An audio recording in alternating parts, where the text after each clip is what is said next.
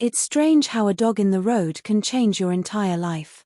Not just your plans, your mood, or your car. I mean your entire life. Mine was dismantled, rewired, and put back together all because I swerved on an icy street to avoid a mutt that didn't even look back. That dog didn't just save his own life. He saved mine, too. Or at least, opened my eyes to what I'd been too blind or maybe too tired to see. My name's Jack Carter, and until last winter, I thought my life was salvageable. Not great, not romantic, but salvageable. I'd been married to Claire for 4 years. On paper, it looked decent. No kids yet, steady jobs, decent apartment, 2 cars. But the inside of that marriage? It was like living in a house with a slow gas leak, no flames, but something invisible was sucking the air right out of me. Claire had become this walking storm, argumentative, distant, never wrong. Everything was a fight. Laundry. Grocery lists. Eye contact. Eventually, I packed an overnight bag and crashed at my buddy Luke's apartment just to clear my head. Claire called it abandonment. I called it survival. I figured a couple of days of cold pizza, bad sitcoms, and sleeping on Luke's lumpy couch would do the trick. Recharge the batteries. Come back calmer. Instead, everything detonated. On day 2, I was driving home through downtown. The snow was thick, falling heavy like it had a grudge. Roads hadn't been salted. My old Chevy rattled like a skeleton as I crept through the slush. Then it happened. A blur shot out from between 2 parked cars, a medium-sized dog with eyes like panic itself. Burnt toast fur. I slammed the brakes and yanked the wheel. Missed the dog, but slammed straight into a sleek black import sedan. The crunch echoed like a gunshot. Airbags. Smoke. Horn blaring. I stumbled out into the cold, heart pounding. The sedan's fender was crumpled like foil. 2 minutes later, the car's owner came out of the steakhouse on the corner, flanked by 2 guys in heavy coats. The owner, Gary, was cool-headed, considering the scene. I told him about the dog. He nodded, took a look at the damage. "We can settle this ourselves," he said, waving off the idea of cops and insurance. Honestly, he wasn't wrong. I'd seen enough courtroom dramas to know the real nightmare starts with the paperwork. So I agreed. We compared repair quotes, landed on a number, and shook on it. I offered to get the cash right away. That meant swinging by my apartment to grab what I had and borrow the rest from family. I didn't expect what was waiting for me. We walked into my place and there she was, Claire, sitting with her parents, Mark and Denise. Tea in hand. Like they'd been waiting for this show. I explained what happened, laid out the repair bill, and asked to borrow money short-term. Claire didn't even blink. Mark shook his head like I was a stranger begging in the street.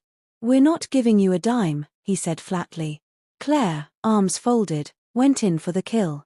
"You put us all at risk with your recklessness." Reckless? For dodging a dog on black ice. I wasn't drunk. I wasn't speeding. But no one in that room cared. I suggested selling Claire's car, a joint asset, but that's when they revealed the twist. The car was in Denise's name. Something about family advice Claire got months ago. My chest went cold. Gary watched from the doorway, quietly observing this train wreck of a marriage. He didn't say much, just offered me a subtle warning as we left. "Money's replaceable," he said. "That crew up there. They'll cost you more than any fender." He was right. That night, Luke and a couple of other friends helped me pool the money. I paid Gary, who shook my hand with a look I won't forget. The next day, when I stopped by the apartment, all my stuff was boxed by the door. Claire was gone. A note sat on the counter. She was filing for divorce. Changing her last name back. No tears. No explanations. Just a full system reset. Strangely, I wasn't even mad. After all the fights, the exhaustion, the second-guessing, her vanishing act was almost a relief. No more guessing. No more false hope. I moved into Luke's spare room and called a lawyer. That's when Act 2 started. A week later, I was at the courthouse finalizing paperwork when I bumped into Jenna, one of Claire's work friends. She worked as a paralegal at Claire's law firm. She hugged me like we were old pals and asked where we'd been hiding.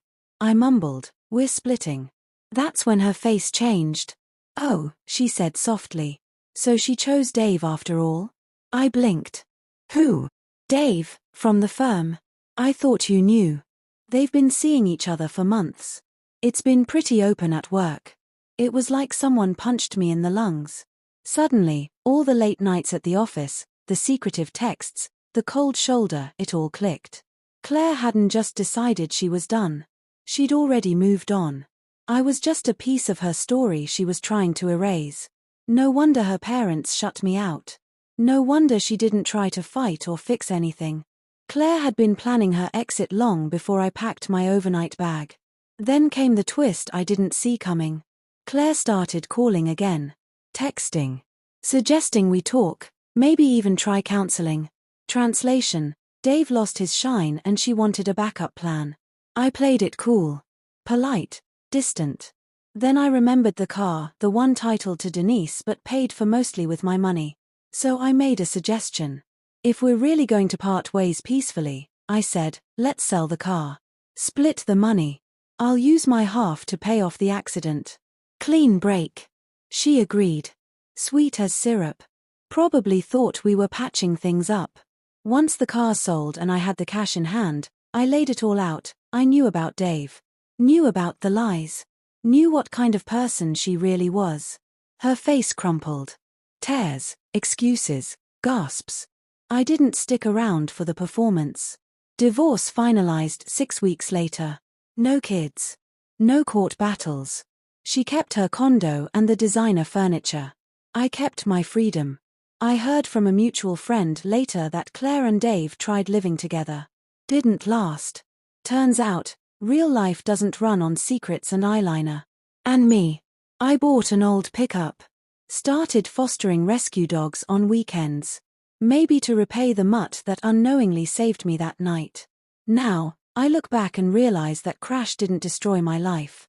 It revealed what needed to be destroyed. That dog led me straight to the truth I'd been dodging for months.